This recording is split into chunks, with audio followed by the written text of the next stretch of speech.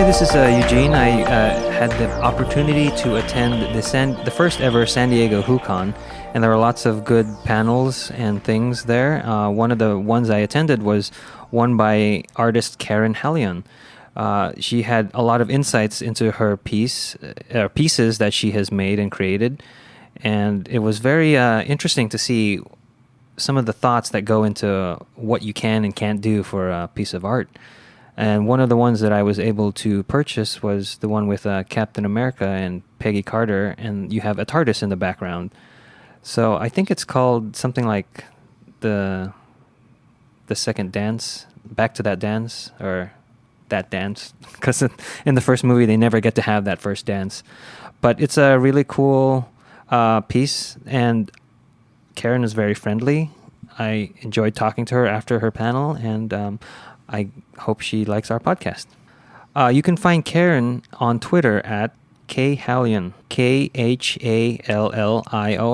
Thanks for listening, Karen. Talk to you soon. Welcome to Who Knew. We are fans of the current series of Doctor Who, and here we discuss our likes, dislikes, and insights into the modern regeneration of the show. Today's episode is Tooth and Claw. It is the second episode of Season 2. Queen Victoria is not amused when an order of monks send a werewolf to attack her.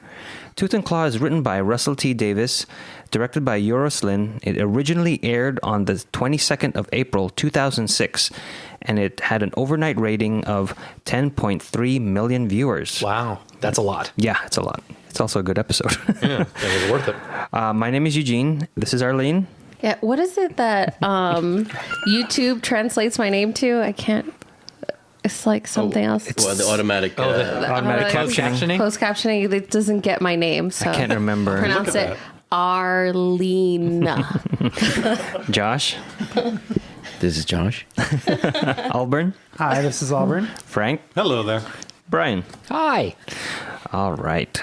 We open on Scotland, 1879, and a beautiful wide shot that we haven't really seen before on location. And it's very color corrected. You're not supposed to talk about that. And a group of monks attack a remote country manor owned by Sir Robert McLeish. They place his wife, Lady Isabel, along with their staff in the cellar. The monks then drag a cage into the cellar as well. As they uncover its contents, the people scream. Cut to opening credits. All right, I want to know, because I've been dying to know. What does everybody think of that opening sequence? Which part? The kung fu part? The monks. The monk attack. I think it's great. It just amps the level of action, and it's clearly inspired by Memoirs of a Geisha. Sorry, Crouching Tiger, Hidden Dragon. No, but it has that same, 35 millimeter speed. Yeah, the whole cut episode is shot differently, I think. It really... But that opening scene. It has more of a cinematic quality to it. I Yeah, thought that's one that word for it. would never trust anyone who's white doing martial arts. I mean, they are going for that look of the movies, but I just don't like that look in the movies either. It's I don't know. There's so much things going on with the choreography and going on with the fight sequence and all they put into it. I want to see it. I hate that they chop it up or block it so you can't see all the work that goes into it. And that's in so many different movies. I get that. A lot of that is because, well, I could be speaking out of turn, but they only have so much that they do properly. They use editing to cover up what they can't do or aren't doing, or technically and things like that. But then because of that, it became a style. Yeah, People go for a style with that. But what year was that? What year is that? 2006. I mean, just to me, that opening is awful. I just can't stand it. It's so like, we're going to be artsy now. And well, the thing, I don't mind it. I kind of like it because it's different. I know, I'm in the minority. But I do think the whole episode, the whole first quarter of the episode is very un-Doctor Who. Right. They're sitting there in the They're out on in the the TARDIS, moors. and they're first of all, the opening, but then they're laughing. There's rock music. Even his hair isn't as hooey as it usually is. What else? They have the kung fu film. The clothes he's wearing. Even he's in a t-shirt and his shirt's open. He's not wearing a tie through the whole movie. The music that they're playing. It's almost like they tried to hit me with your rhythm stick. Really? Yeah. I almost felt like, I don't know if this director's done many other episodes before, but somebody somewhere was like, let's make this more accessible to people who don't watch Doctor Who. And that's why I'm okay with it, because the rest of the episode isn't as Oh yeah. Stylized. Yeah. No, To I think me, it is in a stylized, but in a different way. To a different way, Yes. right? But it's But very it's still very different. It's still than the normal Doctor Who. I mean, for me, you could just clip out the teaser, and this is fantastic. But I really don't like that. Did they only do it to put it in the next on of the previous show to get those 10 million It people? might to have watch? been. Yeah, it might have been. That's why. I think also the 10 million viewers were like, hey, David Tennant's really great. Yeah. Yeah. Now that they know that he's all that good. True. They were traveling to 1979 rather than 1879. So Rose is dressed again like she has in other episodes for the time period she's going to, except for I think the nylons or the black stockings would not be 70s, it would be 70s. So, but the cutoffs, the denim overalls, and then the T-shirt. doctor's pretty much his guess usual. that's except funny. he took off his tie. He's a little Bowie-esque. Right. But he's a little more Bowie in the Right. 80s than Bowie in the 70s. Rock and peace. So the Doctor and Rose arrive alongside a dirt road, and when they exit the TARDIS, they are face to face with the royal guards of Queen Victoria. The Doctor asks the Queen why they are traveling by road rather than train, and she tells them that a tree has blocked the tracks. They both wonder if it was deliberate. The Queen is heading to the manor of Sir Robert for the night. The monks, now disguised as Sir Robert's staff, force him to agree to shelter the Queen and her entourage. And the Queen's guards also bring in a small box which they are told to protect with their lives. In the cellar, the terrified people are shushed by a hooded, almost feral man in the cage. Now, there was a big Easter egg. Yeah, big classic Who Easter egg in this, which is fantastic. Do you know, Eugene? You know, Frank. Mm-hmm. Yeah. So I do. Yeah. When they ask the Doctor his name, Oh yeah, McCrimmon. he says his name is Dr. James Yep. McCrimmon. I have that here And too. that is named for Jamie McCrimmon, who was the most famous companion of the second Doctor. The actor or the character? the character. Character. And the character Jamie was a Scottish Highlander, An 18th century. an 18th century Scottish Highlander. Which doctor was that? Second. Just said that. And Jamie was very, I'll fight ye kind of a guy. And Jamie's a really great character. He's very, very fun. Oh, so he could just put on that personality because he knew that that's where he was from. And we also have David Tennant in his natural speaking voice. I wonder about that. I think that Scottish accent's still a little thick. Oh, yeah, he's definitely laying it on. He's laying That's like it me on. talking like this. Yous guys. Talking like what? You're talking like you normally do. Yeah, exactly. That's my point. All these whoas. All these whoas who like Doctor Who. Dude, like, I don't know what you're doing. Just like, you're just talking the same. You take the 405 or did you take? Like, you guys so need to that- stop making fun of the Valley Girls because that's how we talk, okay? Didn't we say gagging with a spoon the last episode? So anyway, I love that they put in a Jamie reference. Yeah. And I mean, that ties it all the way back to the second Doctor. And you wouldn't need it. You I don't was know wondering it. about that. It doesn't matter. Because you normally would say Dr. John Smith. No, it's great. But he's like, oh, I'm in Scotland. I may as well talk about Jamie. He was my buddy. Yeah. So I did know that. I didn't know which one. Yeah. Okay. yeah, That's cool. But then you're right about his. He was able to talk Scottish. And Rose couldn't do it. Ach, no, He's like, no, don't. don't do that. Which is a 10th Doctor theme. Oh, They're introducing a lot of 10th Doctor themes very early Well, on. it's not an introduction of a theme. It just became a theme because that's what he does. Yes. Yeah. I mean, they weren't thinking, but it just It happened here. They wrote it. It worked. They kept doing it. Tennant is able to. No, don't do that. And it's very funny. So they just kept it around, which is great. I thought it was interesting that the Doctor didn't project what he wanted on the psychic paper. It was like whoever He holds let- it he let sees what them. they want to see. And he was surprised that the Queen says, oh, you're here to protect me. And he goes, oh, that's what it says? Like, oh, yes, it does. Usually it's what he says, I guess, because he usually holds it. So it projects what because is he in his handed brain. it over to her. Right. So she was holding it, and that's what she wanted to see. Oh, I never got that before. I always thought even when he held it up, it's what the other person wanted, but it's what the person. I get it. It's a little back and like give and take. It's more What of fits? Because if he inceptionizes it kind of it. Well, if he's already Yeah. put the idea in the Yeah. person's head, this Right. reinforces it Yes. because it is from their head. Well, now we'll have to track that as to if they stick to the rules. just because I'm thinking much later. Don't go too far. Okay. Be careful. Just kidding. Go I'm ahead. just saying where it's Don't get blank too for whiny. someone. Yes. I missed it. It was blank for someone. Some people it's blank. They don't see They're anything. too smart. Yeah. Yeah. It's like the Jedi mind trick. It doesn't work on Yeah. everybody. Yeah, I remember. Yes, there are So there are certain people who won't. They'll see a blank piece of paper. Yeah. I did remember that happening, and I thought that was in today's episode, but obviously it wasn't. Also, just a trivia note. She does say it says here you're my protector, and he's been assigned by the Lord and Provost, I believe is the word. Provost. I looked that up. Lord Provost is a civil head or a Lord Lieutenant of certain cities in Scotland. It's kind of the local equivalent of a mayor. And to this day, Mayor. Equivalent of what? Mayor. Oh, a mayor. yeah, and so to this day in Scotland, they're still provosts. So just a little bit of trivia. And you think she actually saw that, or that she was just going along with it? Oh, no, I think to she trick saw it the on the doctor? paper. She brought it up out of the blue. It was Yeah. hers. No, but she But I mean, saw it on the I paper. kind of felt like that it was. Suggested? Well, that it was her kind of getting the doctor to be in her party without her actually seeing it. Like it was, she was smart enough to know that there was something fishy about it, that he was kind of conning them and then turning the con back on him. I thought that might have been the case, but then how she reacted so negatively to anything fanciful and magical in the end, she wouldn't have had any of that. That's true. Early on. I think she actually saw that on the paper. But I did think what you were thinking when it was happening. Because she does kind of play it like, oh, but this says this. But I think But in that the was way just that you would almost with a child, like if they were Yeah. playing a game, like, oh, well, Yeah, I have yeah. this. It's like, well, Right. no, actually, it says it's time to clean up. So It's like, oh, that is hot lava. Yeah.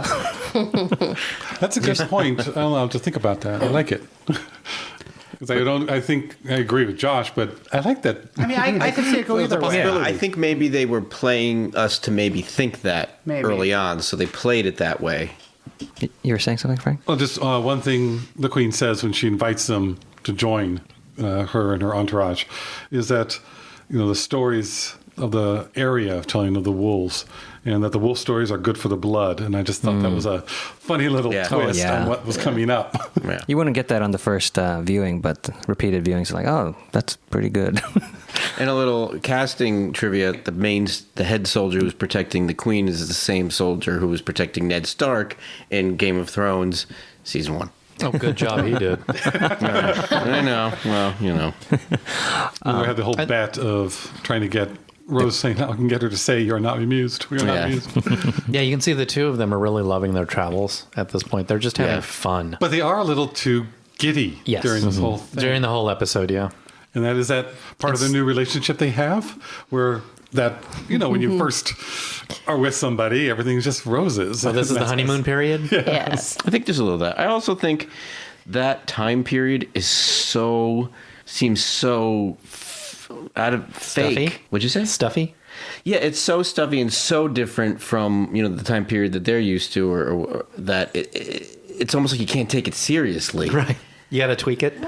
Personally, I would have loved fitting into that. I don't know. They had the Unquiet Dead was around the same time period, That's what right? I was thinking. And so they didn't take that as silly, as silly. as light. It was the time period. It's Right. Rose and the other doctor. Well, I think too, maybe it's part of that whole thing. Like they were trying to unwho the beginning of the show to be either more accessible, or maybe they were just having fun with it. Yeah, I think they were just having fun.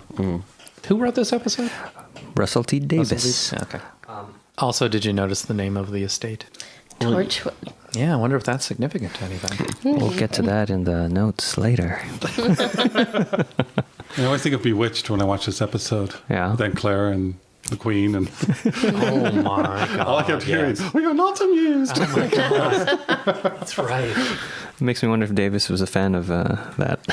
Anyway, so Robert escorts them to an observatory housing a large telescope that was a project of his father's. The doctor comments that the telescope won't work because of the amount of prisms and that the magnification is all wrong. Sir Robert says he knows little of his father's work. His father and the Queen's husband, Prince Albert, were friends, and the prince often stayed here. The Queen says that Albert loved the strange stories the two men would discuss, especially one of a local wolf. The head monk, now dressed as the head steward, interrupts and suggests they prepare for dinner. There's a cute little bit when the doctor is looking at the telescope and he's saying, this is wrong, this is wrong, this is wrong, this is wrong. And then he quickly goes to Rose and goes, am I being rude again? Yes, you are. Okay. And I just like it because it's quick and she checks him and they really are a pair now. And there's also a flashback to Christmas invasion episode. Mm-hmm. You know, it's like, oh, I'm a rude doctor. That was rude. But it continues that going. Now he goes and checks with her. I mean, so it builds up onto that. Yeah. Is that the scene where they focus on the box, or is that in a little bit? No, this is the scene with the telescope where he's saying the prisms. There's too many prisms. Well, when she gets out of the carriage, they focus on the box. Yes. I know it's on purpose, but it's just this. Ooh, a box. What's that? It's very obvious that they're focusing on it. Well, they also tell them to guard it with their lives. Yeah. You know, so it's like, yes, And then the this doctor asks this is a big about it. plot point. Yeah. Yeah, because I remember first watching this and thinking, is there some alien trapped in that or something? Like, not knowing... Being Doctor Who, you don't know what's in there, Yeah. what the possibilities. And not knowing of the crown jewel or whatever. Like, Yeah, you wouldn't think of it. it's not part of my culture, so I wasn't thinking like, oh, that's in there. And what's your culture? American. Okay. Well, and also, I have to do this. I have to put my history degree to some use. The Queen mentions that Albert is from the region of Saxe-Coburg, and the doctor says that's Bavaria. So the British family at this point was pretty much more German than English, and the family name actually became after Albert and Victoria's descendants. They were the House of Saxe-Coburg-Gotha. It was in World War I where they went, that sounds a little too German. So they changed the name to Windsor. And it was just a not random, but it was an arbitrary choice to just, we like this name, it's very British. We are the House of Windsor. And that's where you get the House of Windsor. Well, how could they? If everybody knew who they were, how do you just change the name? They They're just did. royalty. They're allowed to do what they They can want. do what they want. But it was kind of like, all right, you know, we're going to show solidarity with all the... I mean, they were English. Right. But, you know, they were just descended mainly from a German wing of the same family. And through various name machinations, they were Saxe-Coburg-Gotha. And so then it wasn't a problem until World War I when all of a sudden the Germans were the bad guys. And so they switched the name to Windsor because there was such anti-German No one who sentiment. speaks German can be a bad man. Speaking of historical facts, Russell T. Davis pointed out that the two soldiers who brought the Koh-i-Noor across from India are named when the head captain of the guard says, you two, take these, that's who he's naming, the two. Oh, that's cool. Yeah. I didn't know that. And Koh-i-Noor means mountain of light. Yes. And That in, I knew. In your research, is that an actual jewel, or is that just That made is a up real for the jewel. Real show? jewel. It is currently placed in the Queen Mother's crown. So when you go to the Tower of London and see the crown jewels of Britain, it's inset right in the front of the Queen Mother's. So it has not that we been cut know about the down. diamond yet, but when the diamond was originally found, it was like over 700 carats, and it was just a rock. So it's not like a diamond like we think of today, all shiny, but it was a diamond. So everybody freaked out. It passed through a whole bunch of different hands. So India's got a claim on it. Pakistan, even Iran has a claim on it. Afghanistan. And then through the wars, there was a treaty signed to end one of the wars, Punjab War. And one of the terms in the treaty that both sides signed was that the Koh-i-Noor would go to Britain. And then it went but by this point, it had gone from over 700 carats to like 180 because there was a couple Indian jeweler types who tried to make it better and like destroyed half of it. And then it went to Britain, and it was Prince Albert who didn't like the look of it. So he's the one who had it cut down to its present size, which is about 105 carats. And they did it as best they could, and it looks great. But by today's standards, people say it's really not the greatest cut because it doesn't facet the light perfectly. You can kind of see holes in it. but everybody is still like, that's a big diamond. Yeah. So that is a real thing. And that's India- what's in the box. India, everybody's called for it to be returned. Iran down through the years, but India, I think last year, made another call for Britain to return the diamond. And, Britain basically said, nah, you're cute. But legally and diplomatically, they said, no, this was signed for in a treaty. And so it is legally ours too. Different countries are arguing over who owns what property? And you can see this now. Yeah, we've seen Foreign. it. Wait, We've seen it at the Tower of London. Oh, wow. Yeah, you go into the tower and you see the crown jewels and you'll see the Queen Mothers. So it's not... Is it by an open window? It's not the Queen. Moonlight can shine in? Oh, there are a lot of guards with a lot of automatic weapons. no, but there is a little sign saying, as seen in the Doctor Who episode. He said in the episode, there's a legend behind it that all who own it are going to die, which, well, like he says, It's yes. true of anything. But kind of in the British royal family, it became, it was considered bad luck for men to own it. So no British royal male member has ever owned it or worn it. It's always been inset into the females. So it's like So a it was a royal hot potato. Well, no, that was okay for the women to have it. So, like, I don't remember the queen who had it first, but eventually it got moved to Queen Mary's, who is I want to say grandmother of Elizabeth, maybe even great-grandmother of Elizabeth. It was in her crown, and then it was put later on into Queen Elizabeth's mother's crown. So the Queen Mother, who died in 2001, it's her crown that it's now in the Tower of London. So it's still there. I feel like I've learned so much this episode. I'm sorry. It's history. Thank you. I like it. Me too. History is fun. You learn things every day. This is what Doctor Who is for. We'll get into part of that later. Rose is offered some of Lady Isabel's clothes, so she is more appropriately dressed. Hiding in one of the wardrobes is Flora, a very frightened maid. She tells Rose about the monks, and Rose assures her that the Doctor can help. As they make their way through the castle to find him, they are captured and placed in the cellar with the others. The monks serve the Queen's guards drinks that have been drugged, and that quickly knocks them out. Other monks are in the kitchens making garlands of mistletoe. I like how Rose is again reaching out to somebody that's working class and just talking to them. And it's just consistent with her character. Yes. Were the guards drugged with mistletoe? Yes. Is that No. all the same? No, I think it was mistletoe. Is that drugged them. mistletoe- no, I think there are two different things going on. Yeah, why would I thought it was mistletoe different. The drug mistletoe is somebody? for the Mistletoe is a wolf. poison.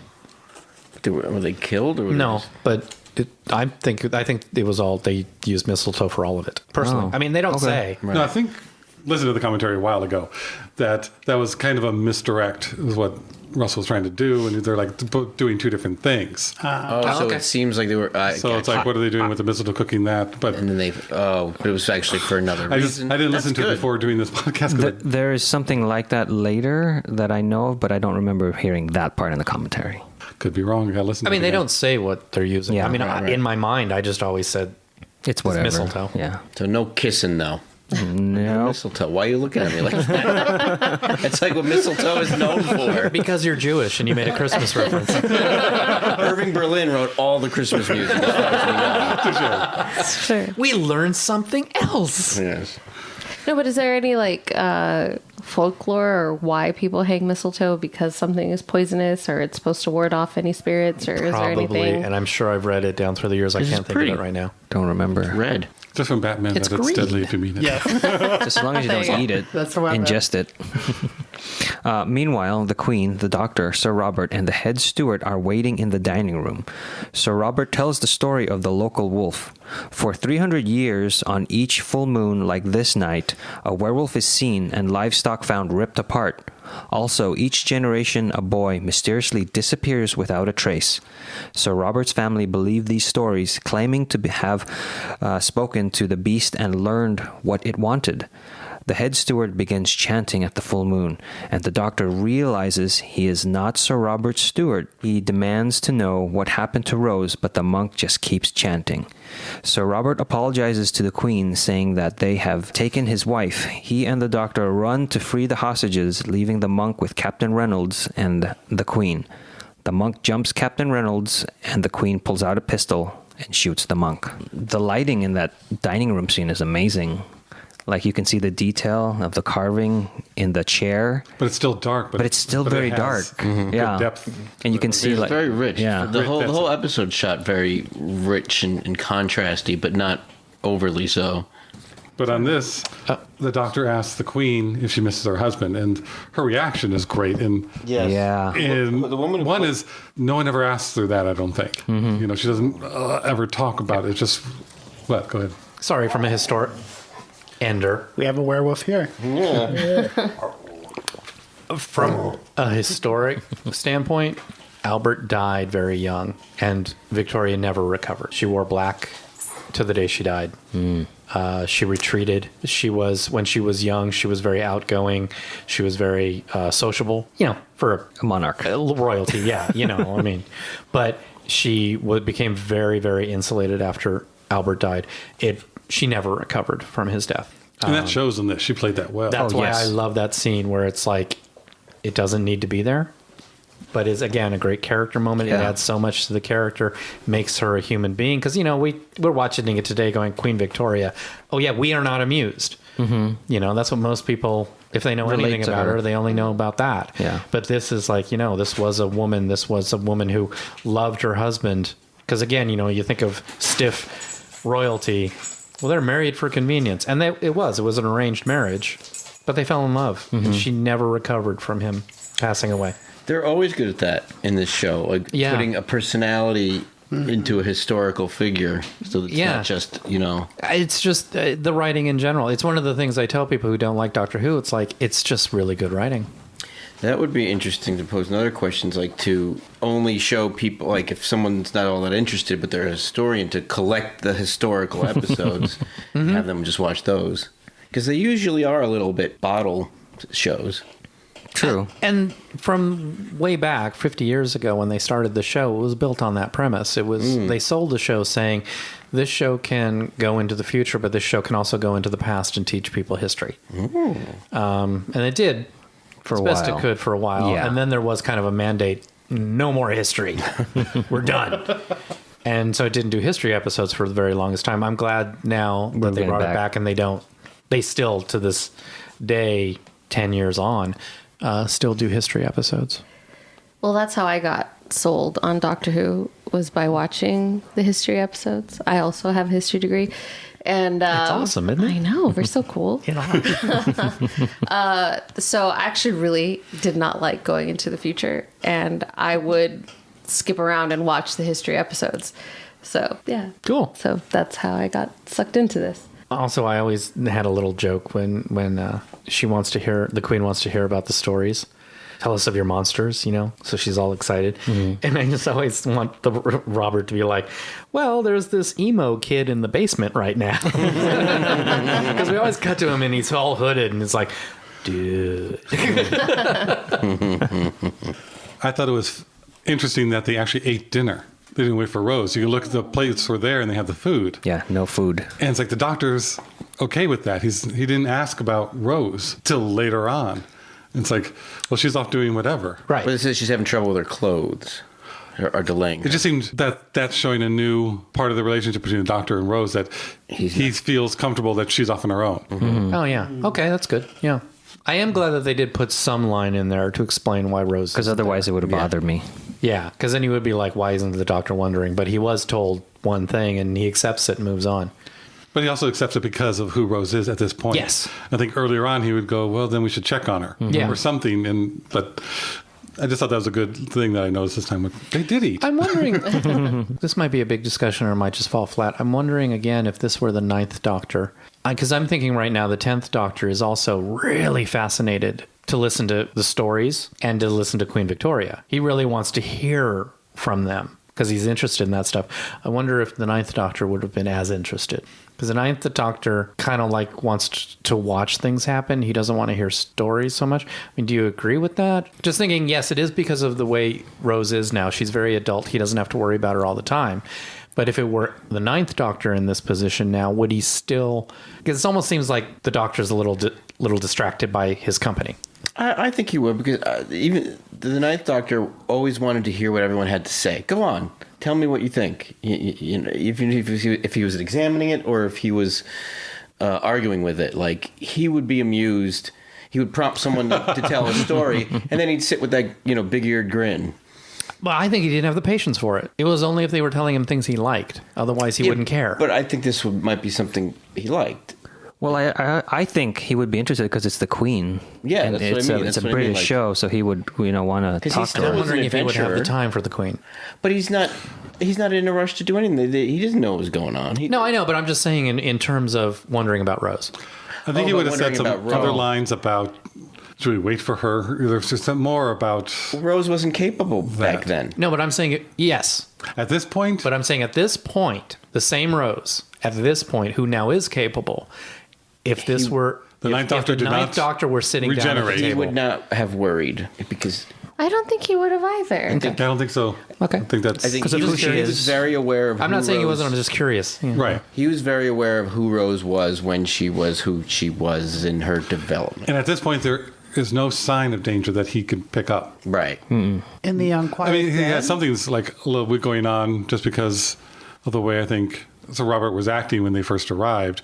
But other But than it that- wasn't like anything really dangerous. It was just something's odd. Actually, I think the Ninth Doctor would have caught on faster. I do that there think was that. Yeah, I that there kinda was think that too. danger, and he would have been like curious and try to prod it a little bit more with the McLeish? the steward, Oh, the steward.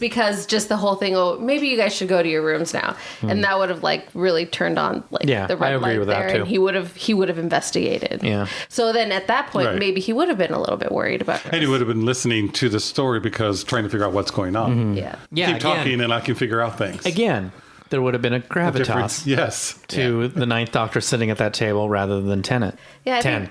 Yeah, and I think that the 10th Doctor, like, he's in a way, the way he goes about some things, sometimes a little ditzy. Like, it's more of, Like stumbling Yeah, upon But it. it's almost a Columbo kind of way, Yeah. if anybody Yeah, remembers yeah, Columbo, yeah. who's old enough, where by doing that, you There's a unarm the Disarm. defenses of the other people and put them a little more at ease so they do reveal themselves. The perfect example of that is in Family of Blood, but we'll get to that. What were you going to say? Oliver? saying? I was going to ask, in the Unquiet Dead, did we see Rose and the Doctor separated there? Like, I haven't watched it as many times. She got Yeah. kidnapped. She got Yeah, kidnapped. she did get Okay, kidnapped. and then Conked on the he head. did. No, but they also Pursue split her up in the pretty house. quickly. Like Okay. he goes or she goes and talks to Gwyneth, Right, and the Doctor's not around. right. And she's also caught with the zombie. And by he is herself. more, yeah, you're okay. So, but it's not sitting down to dinner. I mean, it's not sitting down he where was he's supposed still to be there. investigating, So. right? If And he has something to occupy Yeah. his brain. Yeah, yes. yeah. Okay. So in the cellar, Rose begins to talk to the creature and discovers it is an alien living inside the body of the last boy who had disappeared. I want to quote that line. It's a great line.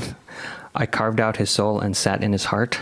Yeah, that is a great line. Such a good line. And delivered too. With a Could have been cheesy, but it works. Now, Come on, there's a nothing plaque with a on your Scottish wall. or accent is ever cheesy.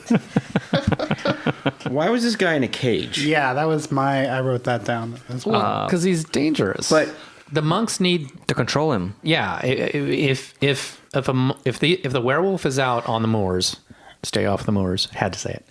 And he sees a monk. The monk's dead, That's why they have the mistletoe. but he's only going to. which we haven't figured Oh, out. so yeah, but they want the same thing.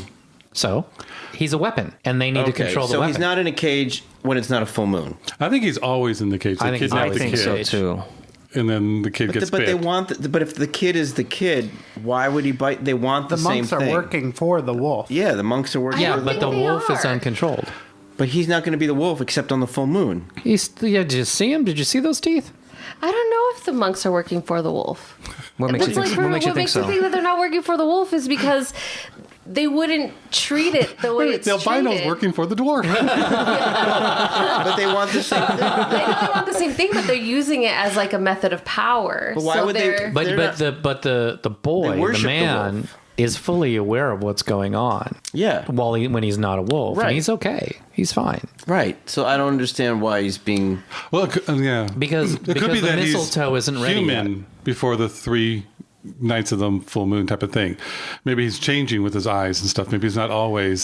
So but he has no soul. So like he's always this horrible Yeah, being. yeah. And that was the whole point of getting the queen is to be able to rule. Like the queen, Right. To transfer, as a wolf sort wouldn't of. be in a cage. Right. No, but I think this is like some of the edges of disbelief. Like what looks cool is having a hooded figure in a cage. That everyone's threatened by, even though he's in a cage. Right. Right. But the full moon is coming. Right. So put him in a cage so that he won't Attack us until we're ready, I'm okay for with that. put him in a cage on the full moon day. which is what this was. Yes, but I didn't put that together until just now as we were talking about it. But I can't imagine that he's in a cage before that. So this is a little bit going towards the end of the episode, so I don't know if I want to spoil it now.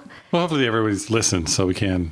So it's I kind of got it as this creature has evolved to this state of this pure evil, and later on they haven't evolved yet because it's only started with one drop. Yes, that's So exactly since it's pure evil, it has to be kept in a cage because it's evolved 300 years to this point.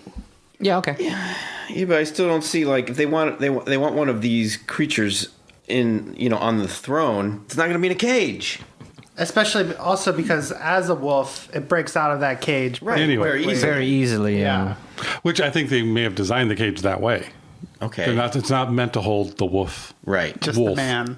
Because it looks like, well, we'll get there. Well, All right, and if we do go dig it's it, one of those, it's a cool story, don't look too deeply into it Right, because yeah. it's driving us crazy trying to figure it out.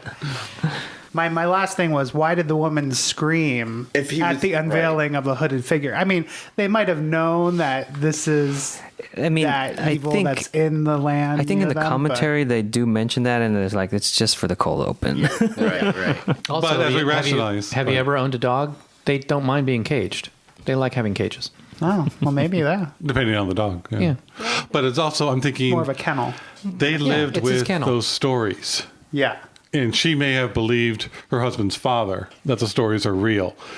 And so that's just coming face to face with the black-eyed Right. demon that's in there, because they're part of that belief. That's how I rationalize the beginning. Yes. Or the sense of really feeling all that evil around there, like, no, this is horrible. Like, It could be, yeah. sensing the absence of a soul, you can sense it. Or maybe when they cut to the credits, she was like, "Oh, it's just a guy." They were pretty calm later. Weren't you that missing kid 30 years ago? Oh no, it's an emo hipster.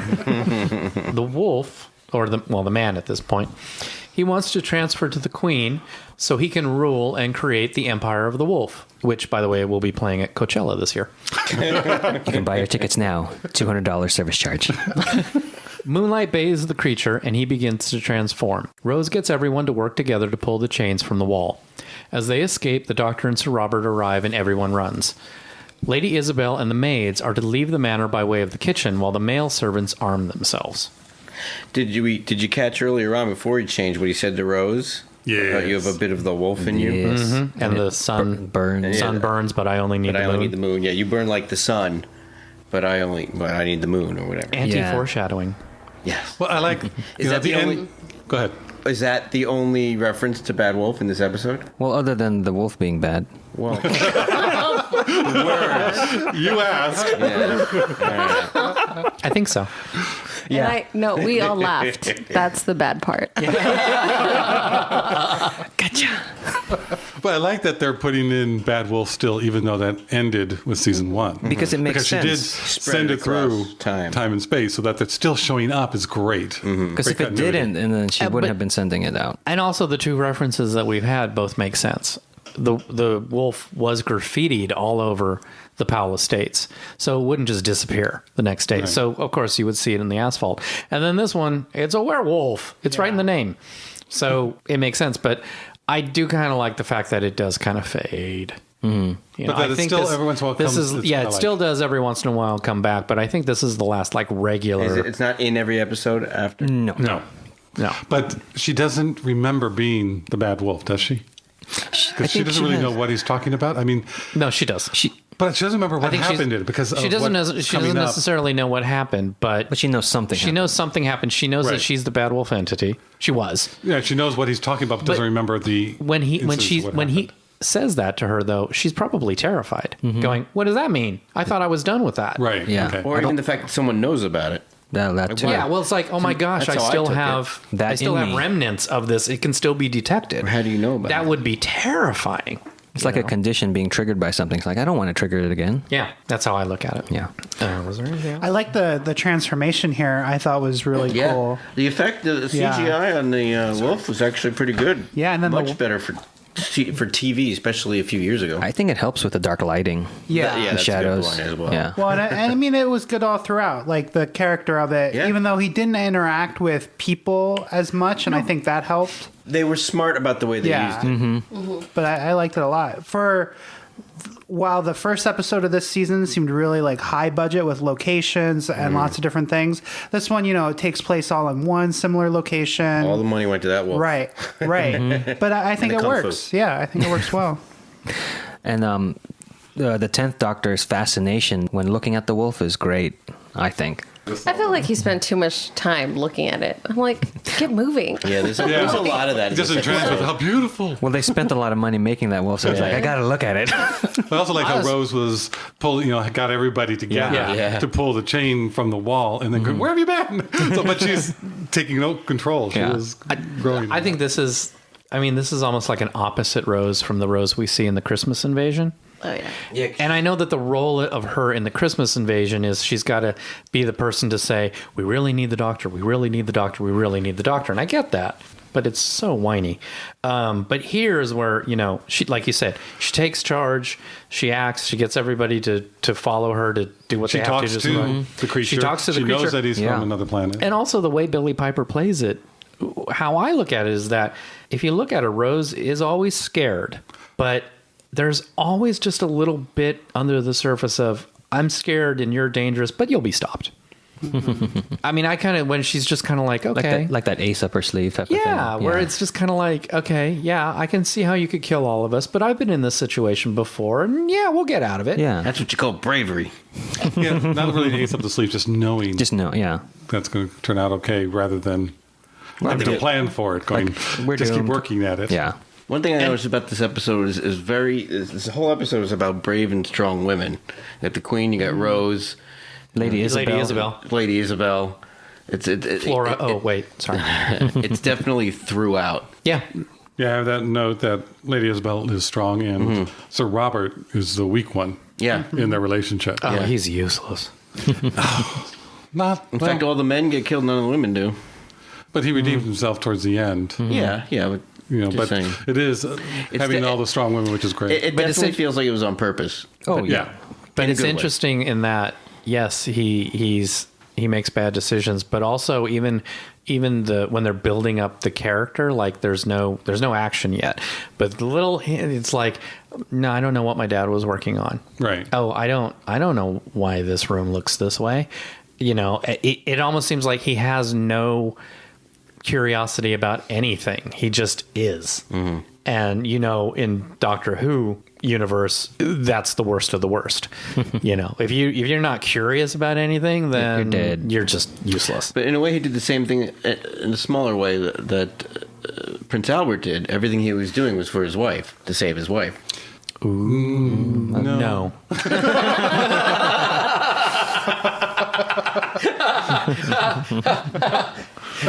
Not quite there.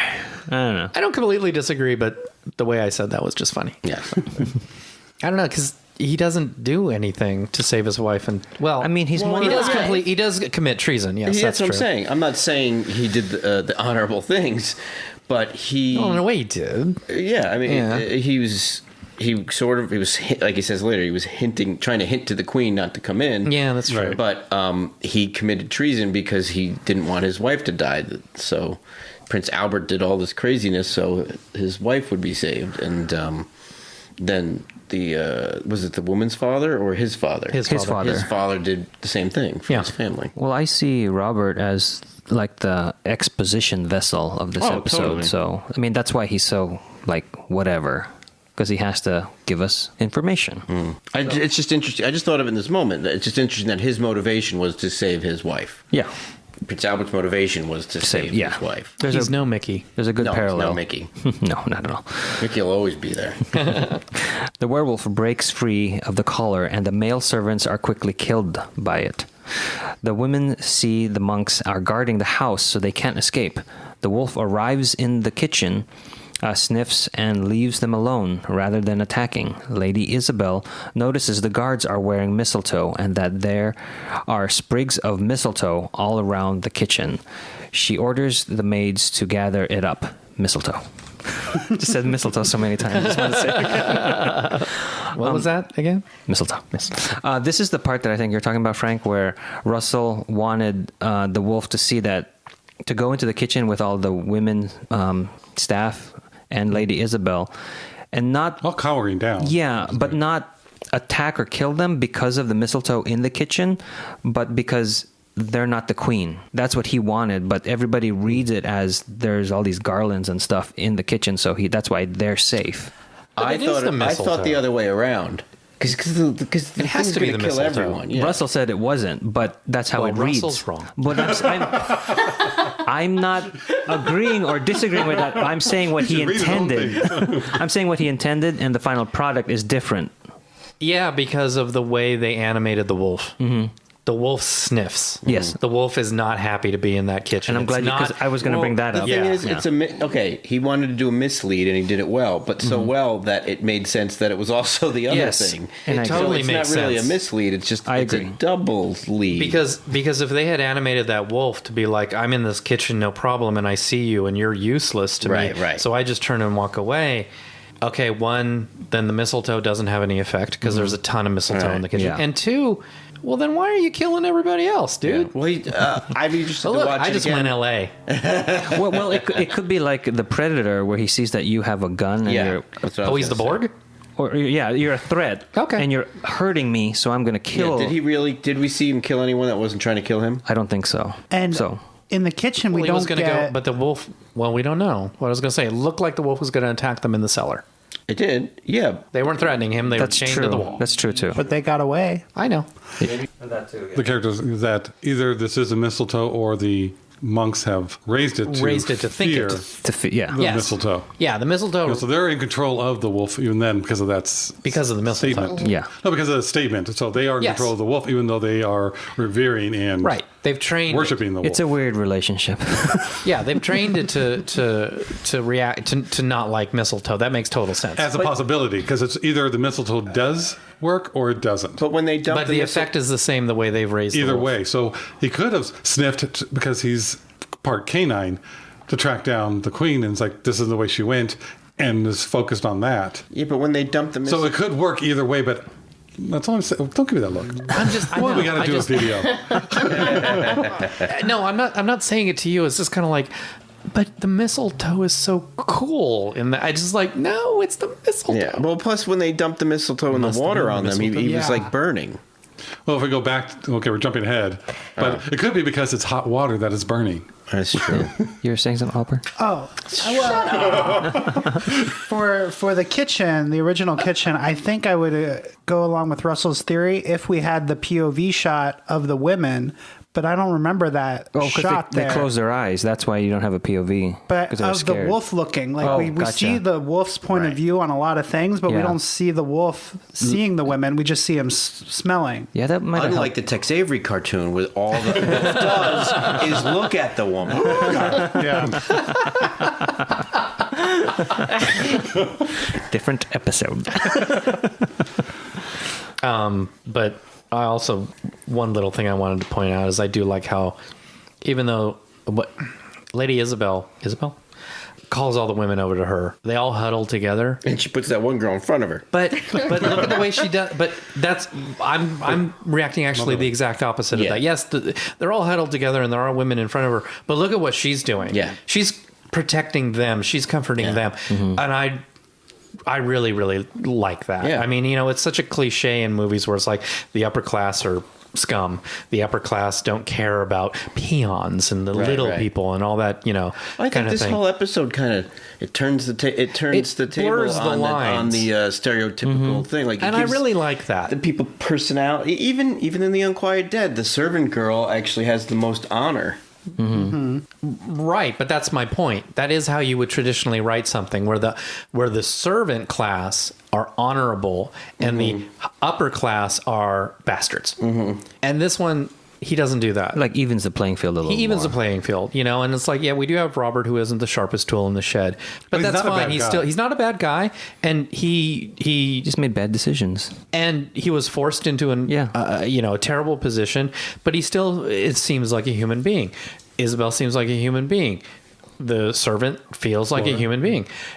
It's just another sign of how with just little things, and Russell is so good at this, just with little things, you can make a well-rounded character. And you just look at that, and, the first 20 times I watched this episode, I really didn't notice her doing that. And then on the 21st, it's just another layer where it's like, that's awesome. Yeah, I agree. So the Doctor, Rose, and Sir Robert run into the Queen, who has just come back from obtaining the contents of the small box the guards were supposed to protect. And the four then make it to the library. The werewolf paces outside but will not break down the doors. The Doctor notices mistletoe is carved into the doors and then tastes the wood. It has been soaked with mistletoe oil, Biscum album, and they realize this keeps the wolf away. Searching through the library books, the Doctor finds a reference of something falling to Earth in 1540. He believes something survived that crash and has been growing over the past 300 years by infecting person after person. The Queen, knowing the werewolf is after her, pulls out a huge diamond and asks Sir Robert to protect the Koh-i-Noor, the greatest diamond in the world. She comments that Albert kept cutting it down over the years in an attempt to make it right. Again, That's what we were talking about earlier. Yes. So go back. So rewind about an hour and a half. But really, this doctor is the only doctor that would lick the wall. But that's consistent It's true. with this doctor. Yes. In the Christmas episode, he tastes the Yeah. blood. Yes. So he finds, and a lot of people, that's how you could do it. You so find out by gross. either smell, touch, He licked and it. test and taste. Okay, for me, this is like the slow or the lull in the episode, but it doesn't feel like it because it's This is the exposition moment. Yeah. Early, because just a few minutes earlier, as soon as the wolf breaks out, like the fuse is lit. So even when it's quiet, we're just still waiting moving, for something yeah. bad to happen. And you can hear the wolf. And you hear the wolf outside. Pacing, trying to find a way It's like in. this is more the suspense scene than the action scene. yeah, but it doesn't feel like it. That's what I'm saying. Yeah. It's like Right, it's right. really It's still cool. really well done. Yeah. That's what I mean. But it's just a couple things where, like, I know, I don't want to keep. It feels like bashing on Sir Robert, and it's not that bad a character at all. But even he's just like, "There's nothing in this room," and then the Doctor is like, "You've got books. It's books," and because I love books so much, it's like, yes, see, kids, read your books. The pen is mightier than the sword. Exactly, read your books. Now, Best weapons in the world. You know, That means your Kindles. Read your Kindles. no, read your, Your books. ebooks. No, Well, they need to don't know what you're lease talking a about. file that can go away. Buy a They need to book. know the word. By the time they listen to this, the word book doesn't even exist. I'm gonna hurt you. Also, and what do you guys think of the when the wolf is sniffing around and the Doctor gets up and there's just that face shot. That's great. yeah, Love that's that shot. I That love was that really shot. great. That was a money shot for me. Yeah, and just a lot of times that doesn't work when they try and do it on the show, but that one was Well, just it's like everyone was saying, just the personality in the wolf Yeah. was there. And it was animalistic enough and human enough. Like it had just the right there was amount. intelligence in it. Yeah. You Yeah. could see was trying to But figure it wasn't things like out. a twisty mustache intelligence. Right. It was just really, really well done. And again, like the way it was lit, the contrast, the contrastness of the episode. I think it was a horror episode. Where I think the reason it was probably shot like that was because of the old, the noir like movies, the first werewolf movie, Lon Chaney and all that, and like you could watch this episode on a black and white television. Yes. And you We wouldn't should. be saying- Sure, that would be good. They used to have black and white televisions Before that they didn't have any invented color. Before they invented Well, HD. Well, you can definitely take down the color on it. So. Yeah, can, yes, and of take the course. color down, I make it remember- black 'cause and that white, could be really- and cut the I like sides that. off. Yeah. Cut the sides off and make it 4x3. Right. Well, now, let's not zap the color like Man of Steel did with Superman. And not desaturate, just Is that 2 episodes in a row? Man of Steel Eugene. references? You didn't even hate it that much. I had a student once Hate that them all. actually thought the past was black and white. Not Not a joke. Just like north is up and south is down. Was he from Pleasantville? I know. I have a friend whose brothers and sisters told her that horses were cows and cows were horses. Oh my god. And then she got in trouble in school because she was arguing.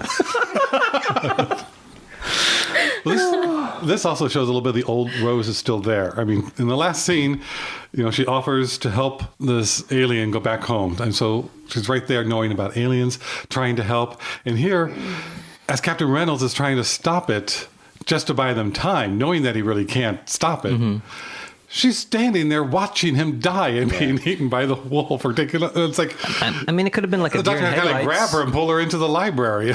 but she could have been like petrified with fear or something. But after everything she's gone through, After she's everything, still she's just... not a normal person. Yeah, it's like, Rose, wake up. What are you doing? To me, I think that was just a bad staging thing because they held it too long. Yeah, could have been. Just like the doctor staring at the wolf. Yeah, for too Yeah. just long. held it a little too long. Where he's looking at it as wonder and beautiful. She's looking at it as Terror? Like, No? oh. ... We'll fill in what you want. We also get the first inklings, the beginning of how the Queen's really beginning to feel about the Doctor and Rose. Yes. Yeah. They're in the they're room and they're sort of like when they say They're "But it's a flippant. werewolf, and they start giggling at the fact it's an actual werewolf, and Which she I sees love. that. I like that. I love Yeah. that, and it's just like, but first of all, werewolf. I know, I mean, and as viewers who have watched Doctor Who for a long time, you look at that and go, Yeah, we're with them. We're with Right. them. This is great. But I love that you get the Queen's reaction. You see the Queen seeing that, which casts a whole different light on it. And then, there's more where, the Doctor makes a quick gay joke. Then he tries to do techno. Then he says the techno babble where it's like, Lupine veriform. blah, blah, blah, blah, blah, and His accent changed. Right. Yeah, and I like that she slaps them down at Yes. this point. It where makes it's her like, real. This is serious. But it makes her real, Yeah. and it like puts us back in history. Yeah, like people are dying, whether or not the mistletoe did it or not. Yeah. But she's not like or Charles killed. Dickens, who kind of bumbled his way to courage. Right. She's like, no, this means something. Stop. Yeah. Stop acting like this is fun. Right. And I think that really helps the episode. Oh yeah. But she's just Yes. had people close to her die. Yes. That guard of hers, she probably has had around her Yeah, Reynolds. forever. Yeah, and so this is not a laughing matter. No. And they're I just mean, he knows sitting what's there. inside the box. None of the other guards would. So there is familiarity with them. And we're in a library. All those books look good on a shelf. Probably only half For you, books, Brian. though. Yes, that's true. but also with the books, but the books is another 10th Doctor trait. Yeah. Because that will run throughout his entire thing where he just likes books. And I like that. I'm going back to Rose. She's the one who asked, why isn't the wolf coming in? What's stopping him? Yeah, she's thinking. Oh, did she? She's the one that first brought it up. Oh, good for her. When they're going, why isn't he coming in? And it's like, good. Okay, you're back. You're thinking again.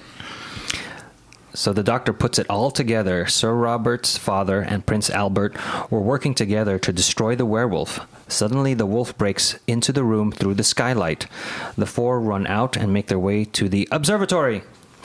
The wolf almost gets Rose, but Isabel shows up and hurls a boiling pot of coffee, mistletoe tea, at the wolf, hurting it and making it turn away. I still think it was the mistletoe burning him rather than just The hot water. water. But that's what you're saying with this. It has both things can work. I It's not a agree. misdirect. But Both can be I true. agree, but It's Schrodinger's mistletoe. if bullets aren't going to stop a wolf charging, hot water's not either. True.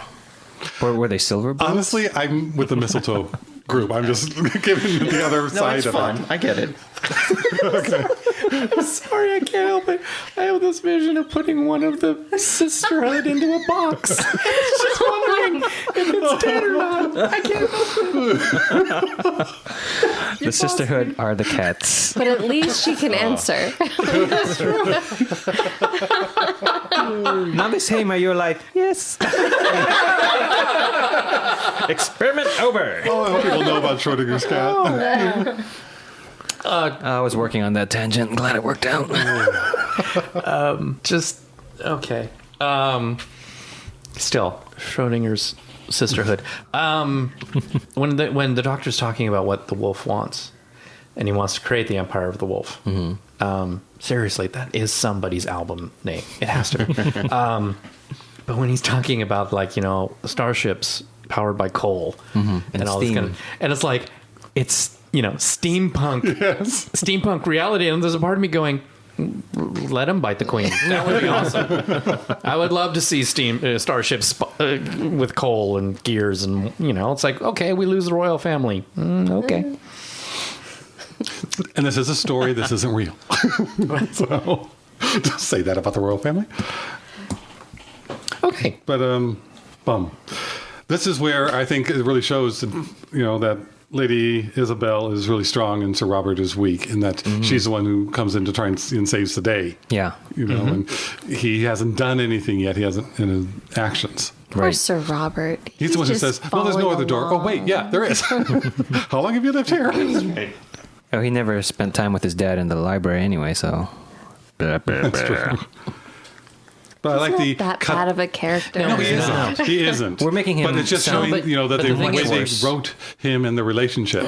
Yeah. All the women in this episode, are strong women, which is great. And so he doesn't need to be. And it's just a balance out in the relationship of those two. And plus, we're here to peel apart the episode. Everything. And so it does kind of come out. Like, I really never thought Mickey was that terrible in Rose. No, but. Yeah, Well, Oh, we need to cut that. In the episode called Rose. Until we started talking about it, I'm ignoring you all. Until we all started to talk about it, and then it was like, by the end, it was like, oh, Mickey, you stink. So it's like, when you really do look at it and talk about it for a while, you start to see things more and more. You do see this is a very weak character, but it's still a human character. Well, it's funny. Nothing is beyond. And the thing is, it worked Reality. in their relationship and it worked in his life up to this point. He didn't need to do anything else. So we just like to say that Derek Riddle, who is Robert, you did a fine job. Just didn't like the character. He did. No, he did it really well for us to have this talk about it. but he was just a spoiled rich kid that didn't have to do anything much. Who loved his wife. That loved his Yeah. wife. Very much so. And was He concerned liked about the that sort queen. of thing. Yeah. And she loved him. I mean, their relationship worked. They always found a moment to kiss even amongst all this. Yeah, I did think that was a little All this death. funny. Twice. And committed treason and would have been killed anyway. So, But he committed treason for love. which I'm sure Treason for would Love is not have been another taken into account. Treason for Love is the follow-up album to Empire of the Wolf. That's on stage B Right. at Coachella. That one is a $300 markup. I did like the quick cuts they made when the doctor put everything together. Oh, yeah. I mean- That's where the quick cuts work. In the observatory, the doctor needs to get things ready, so Sir Robert stays behind to delay the beast as long as he can. The doctor and Rose reposition the telescope so it focused on the moon. Frank? No, this is before No, this that. is before that. When they're reading- when he's they're putting it all books. together that the diamond fits I thought you into meant this putting whole the telescope plan. together. No. Oh, okay. So I was right. In his mind. Yeah, the cutting becomes more staccato. When Yes, he's putting it together. it's actual cuts like a Yeah. usual rather than using in the suspect. fight scene of the film to make it It works staccato. here. It's like he's focused on everything. It's like Sir Robert's dad, the prince, coming here, diamond. setting up why the prism is not working the So same way every it statement should. is its own cut?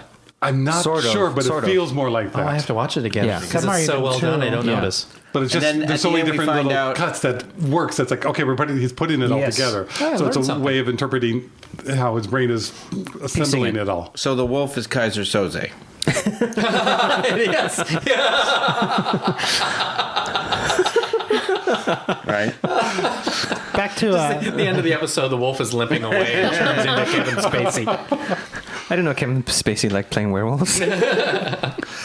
well, back to Frank's comment. Yeah, Yeah. I really enjoyed that too, and I think it carries more with David Tennant. Like I think he has a lot of these epiphany scenes where Right. he like goes back and forth, and Yes. oftentimes they do get frantic in the editing. And I don't know if that's just his character, his actor style of like. It's probably a choice. Yeah. Russell does describe the 10th Doctor. The 10th Doctor's weapon is words. Right. So the 10th Doctor does talk. But he does have explosions of epiphany. Yeah. A lot. That could have been Tennant's Which is choice. the third follow-up album. Okay, so the Beast kills Sir Robert. Oh. And I like that he grabs the sword. Yeah. And I thought he was going to hack away at him longer than he did. Yeah, me too. Oh, But again, well. he does it so his wife will be proud Yeah. and to kind of redeem himself from the Redeem his honor, yeah. treason. So. Yeah. And the wolf then breaks into the room. The doctor positions the diamond to reflect the condensed moonlight, and it hits the beast. On this, when they were trying to position the telescope, Rose is saying, well, moonlight helps him. That's what he needs. You know, the doctor's saying, well, you know, you're mostly water, 70% water, but you can still drown. yeah. So it's the whole too much of anything is such a good thing. Great. It's not a good thing. That's such a Russell line. Yeah, it's great. That's such a Russell line. The werewolf is overpowered, and the human part of it begs the doctor to make it brighter and free him. The doctor intensifies the beam, and the creature disintegrates into light. But, before he actually disintegrates into light... Oh, wait, maybe I wasn't listening to you. Finish what you're saying, and then we'll decide. Repeat that last sentence. No, For the listeners, I was... That the creature... Yes, we need video right now. That the creature becomes aware of what's happening, and then... That's what made me think he begs him to do it, right? Yes. Is that what you said? The wolf is overpowered, and the human part of it begs There the you go. doctor to make it brighter. That's what I and didn't free hear. him. I heard the echo of it once I started talking. Okay. I like how the actor plays it off. It's like empathetic with him, you know, like he's lived all this life of like being caged, and then now it is his moment to like be free of it, and he says, just kill me. I did like it. I thought it was poignant, but at the same time I felt like that's not the same person as that was in the cage, because even when he was still human, he was a horrible, It's not. evil... It's the entity. But that's showing that there's still some of the human in him. So the soul's not completely gone. The soul wasn't So gone. what you're saying is the body was tainting the entity? No, there's two entities in there. There's a boy, and then there's the alien. And the alien took over the body. Right. So It's like even in the Cassandra. human So it was the form, it's the boy that- alien. And then this is some part of the boy is still there saying, And that free Free me. me. who Think said- of it like Cassandra and Okay, Rhodes. no, I got it. Yeah. Because like the I'm wolf kind of says... like Robert in this instance, where I'm not picking up on everything. No, it's okay. Thanks for keeping up. But like, you know, Eugene's favorite line where he says, I carved out his heart. I carved out his heart. No, I carved out his soul and sat in his heart. Yeah. It doesn't I got it. mean he's necessarily telling the truth. I mean, yes, he did do that, but that doesn't mean that the kid is gone. But he was a shell of himself. It was Yes, not. Sure. Oh, absolutely. Yeah. Yeah. But there was still part of him left when the wolf was you know, the light was Right. doing whatever it was doing to the wolf.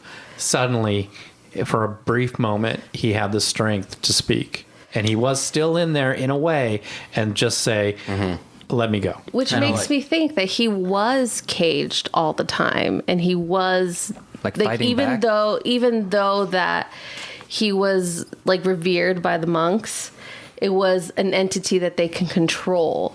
So that's why they taught him to fear the mistletoe. They had him in a cage. He was abused, and the only time they would set him free was when he was this wolf Killing things. killing things. So then And I maybe completely agree with that. yeah. When they I think that's what they were doing. according to their plan, they would infect the royal family, but they wouldn't abuse them. They would. They might have. The monks then would be in control of the royalty. Yeah. And this would be a form of power that I they almost can thought use. that the monks weren't trying to be in control. I almost felt like it was their duty to put the wolf in power, and then the wolf would take. But we don't know if the wolf is the wolf all the time. It's never clearly stated that. It Yeah. could be, you know, how the full moon has the 3-night period. So it could be the rest of the month. Right. It's dormant. Well, that's what I mean. That's what I mean. but we don't know that because we're not at that period. We'd never Right. see that Yeah. But part before of the transformation, I mean, I know it's still a full moon time-wise, but before the moonlight actually hits the man, it's the wolf talking. It's Right. the entity talking. Right. Well, because it's not. I don't think it's a light switch. I think it is a gradual. He can take over when full moon gets close. See, I don't think it has to be technically. I mean, we're not told one way or the other, but I still kind of with Arlene, where it's like it's the wolf. The entity is in charge the whole time. Yeah. Okay. because the boy. Well, then there would be no. That's what I mean. There would be no empire of the wolf. It would just be total chaos. Why? If an animal. Well, maybe it is. No, but Maybe that is what he wants, the empire of the wolf, and it's Yeah. chaos. It doesn't mean that people will be sitting on a throne. no, it'd be chaos. They would have a controlled, like the chaos would control everything at this point. It would be more Dothraki than King's Right. Landing. Right. There we go. Yeah, survival of the fittest and stuff like that. Yeah. The queen was injured in the attack. The doctor asks if she was bitten, and she replies, "It is just a scratch from the door when the doctor broke in." The creature broke in. Long episode. She refuses to let the doctor see it. Later, the queen knights the doctor, Sir Doctor of Tardis, and makes Rose Dame Rose of Powell Estate. That's where she lives, the apartment complex. Yeah. Dame Rose of the Powell Estates. The Powell Estates is the name of... I never caught that. It's awesome. She then banishes them forever, stating that they find enjoyment in terrible things. She is not amused. And they giggle again. Again. Like, oh man. And then as soon as they're on their high cloud 9, they're brought back down.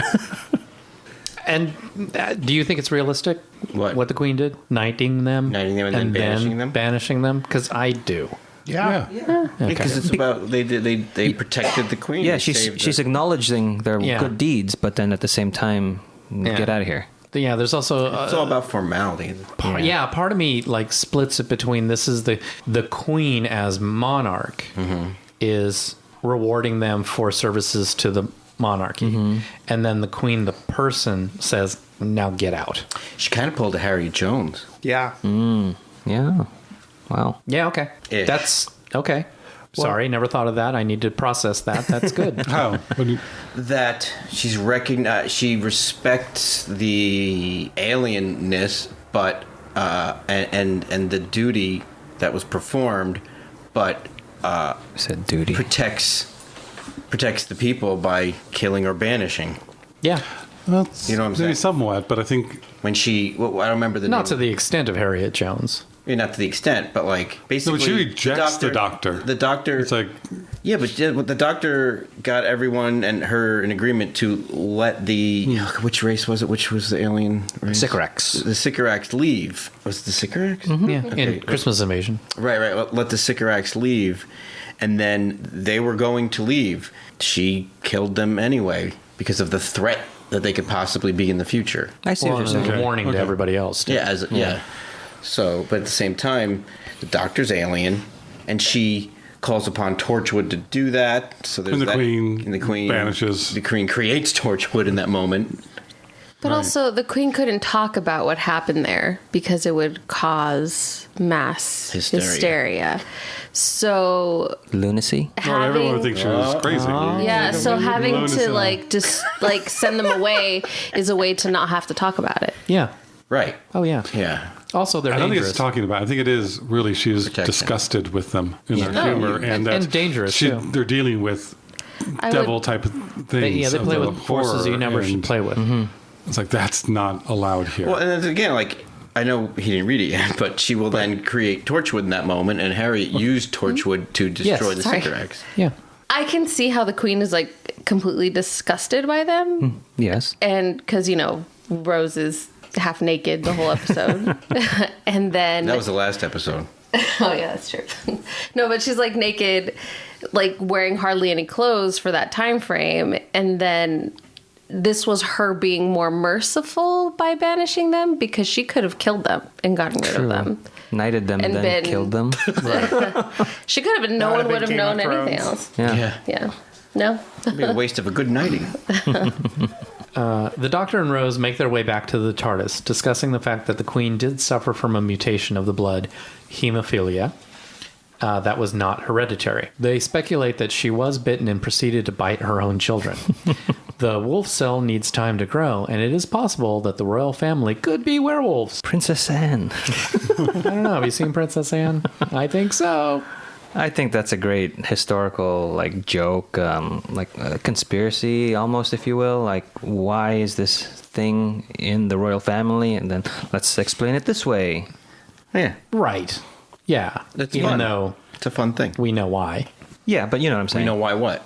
The hemophilia does in women. There is just a spontaneous mutation in the blood, and then the women carry it. So they don't dormant. usually have symptoms, but they carry it, and they can easily pass it on to their male offspring, and then the male offspring suffer from it. And that's what happened with Queen Victoria's descendants. And Queen Victoria's descent, she had, I believe, I want to say 12 children that made it to adulthood, and they were married throughout the royal families of Europe. So the hemophilia gene was spread throughout Europe for a while. It was really bad in the Spanish royal family, and then it hit a couple others. But they didn't have DNA testing, but just from the way that hemophilia was tracked.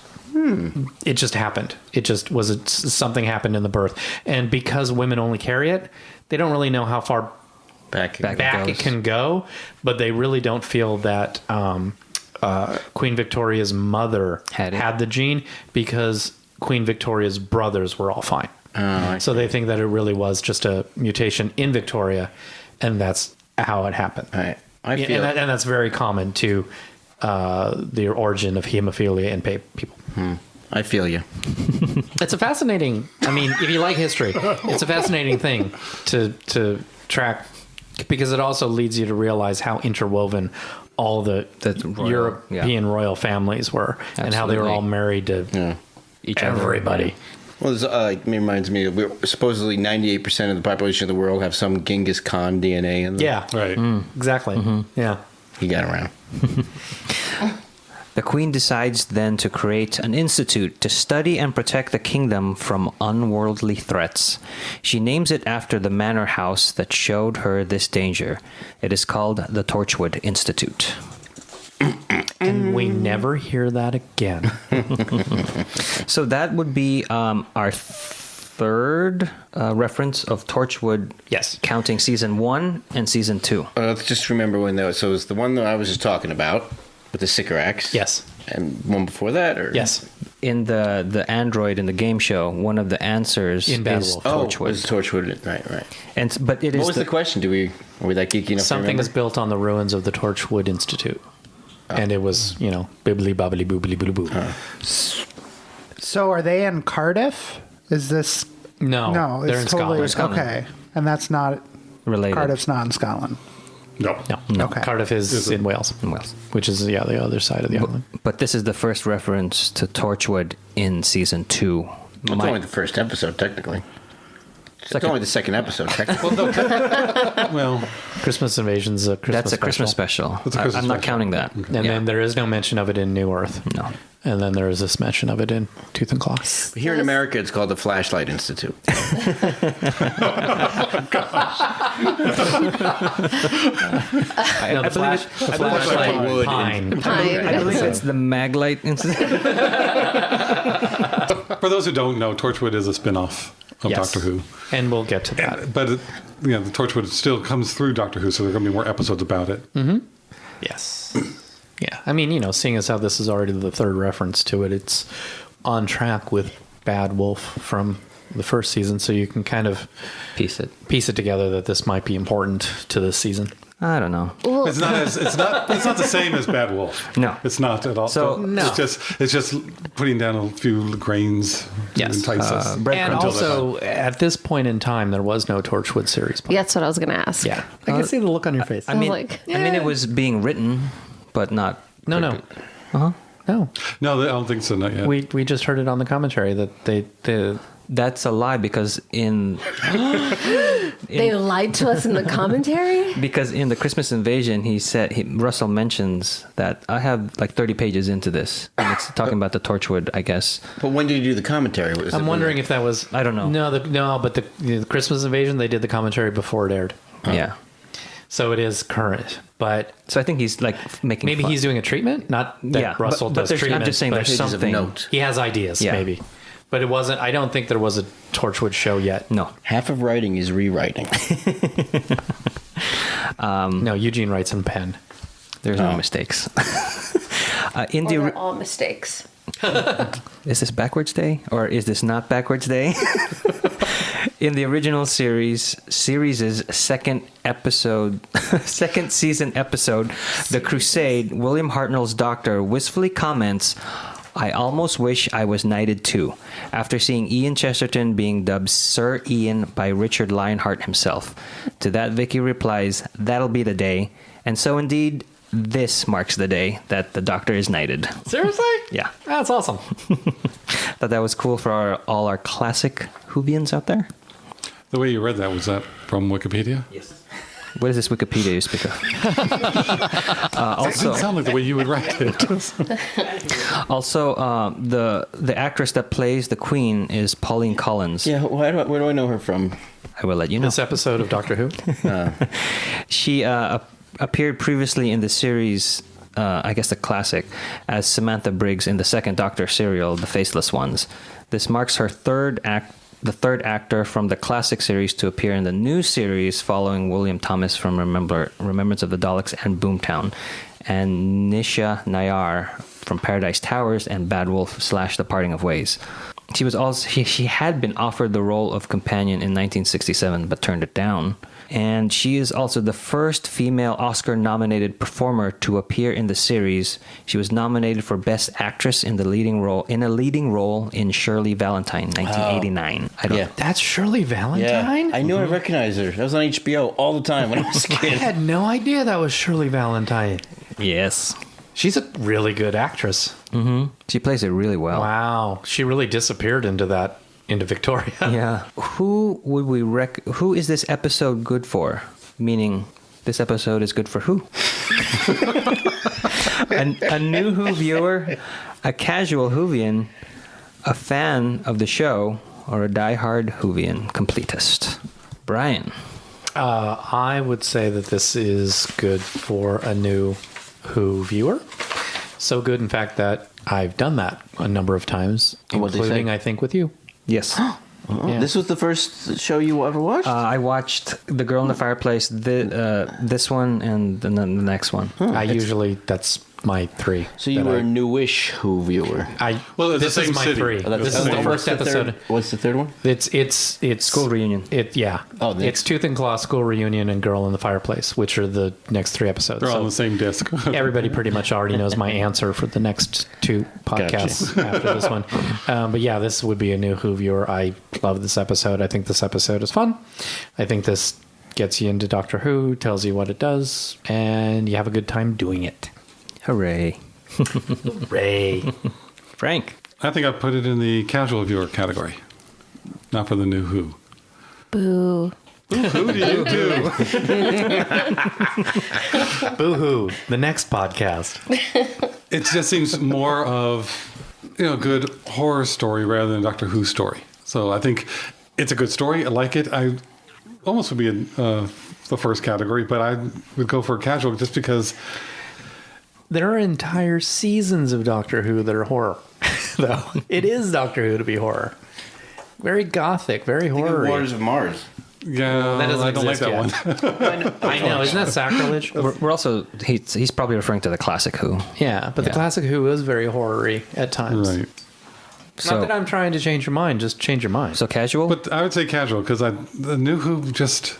I don't think it really has the same theme as some of the other Doctor Who ones that I would want to introduce a new person to. Got it. So I think it's borderline like someone else's, and I had to go for the casual. Cool. Alburn. I'll agree with Frank. I'll go with casual, just to help keep some separation between these categories. I think it was an enjoyable episode. I enjoyed watching it, but yeah, it doesn't necessarily give the background or all of the notes that I would want a new Who viewer to get in their first episode. So I'll go with casual. Cool. Josh. I say new. I don't disagree with that, but I think this, again, tells you what you could get in a Doctor Who episode, the campiness and the silliness, and then it really tells you all the characters, because he plays detective, Rose does her thing, you get historical figures who have a personality, like we were saying. So I think it aside from the campiness of the werewolfness, it pretty much encapsulates the series. And even the campiness of it being a werewolf kind of harkens back to the episode Rose, where there's mannequins doing the robot. Can you expand more on the campy quality? Because I thought the werewolf was good. Yeah, the idea of it. The execution of it I didn't feel was campy. But the fact it's a werewolf that you don't like. Abbott and Costello meet the werewolf. You mean like Queen Victoria's running from a werewolf kind of thing? Yes. Yeah, that's kind of So what more I mean. silly. But even what you just said is kind of interesting. It's like we've seen the werewolf. We've never seen Queen Victoria running from a werewolf. That's what makes it interesting. And the way that they mesh everything together in the series... And this episode was done so it even had kung fu. Does everything so well that it's you can't look at this episode and say it wasn't made well. But if they had Queen Victoria and the werewolf running through doorways and then back and forth like the Scooby-Doo, then it would be way too campy. Or the Benny Hill music. Arlene. So this is definitely for a new Who viewer. Yes. Just because if it weren't for episodes like this, I wouldn't be sitting here at this podcast. Hooray. Because some of the other episodes that you would say is classic Who, Eugene literally had to force me to sit down and watch it. He's like, no, you're watching these episodes. And I probably don't remember a couple because I probably fell asleep while Eugene was watching them and I was pretending to watch them. So yes, this is the new Who viewers. I think it opens the audience up to people who are into something more than just sci-fi. Good point. I like your points. I'm still sticking with mine, but I do like your points. And it's like, that's definitely valid. I like that.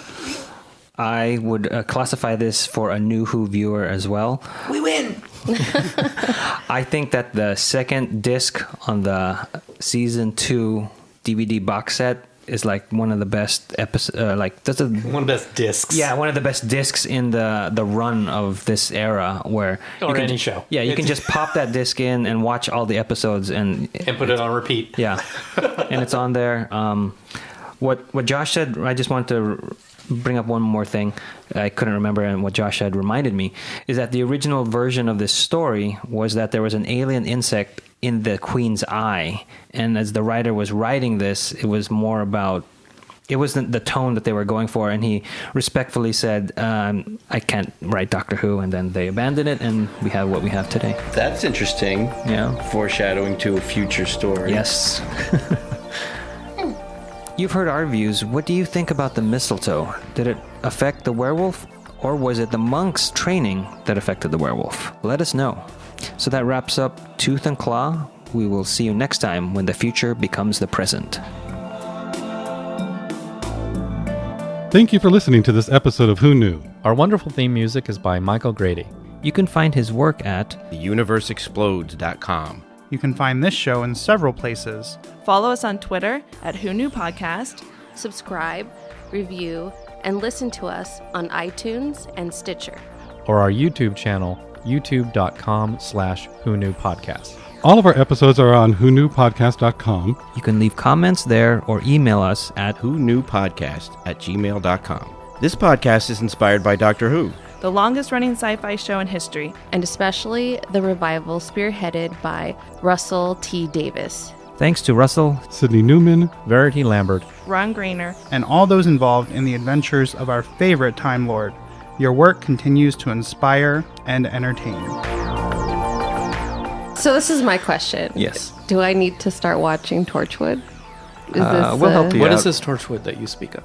This, Oh, please. Everybody knows. We already talked about No, it. you don't. We'll help you out with that when we get there. I'm very There will be curious a to watch future thing where we're not going to go in depth I into hear there's a Torchwood. lot of kissing. Must be a lot of mistletoe in that show. Yeah, by the end, I think everyone's kissed everyone. Literally. I think everybody has kissed everybody on that show. Torchwood. Yeah. Now we're on public radio. I know. Welcome to Hello, we're doing Tooth and Claw.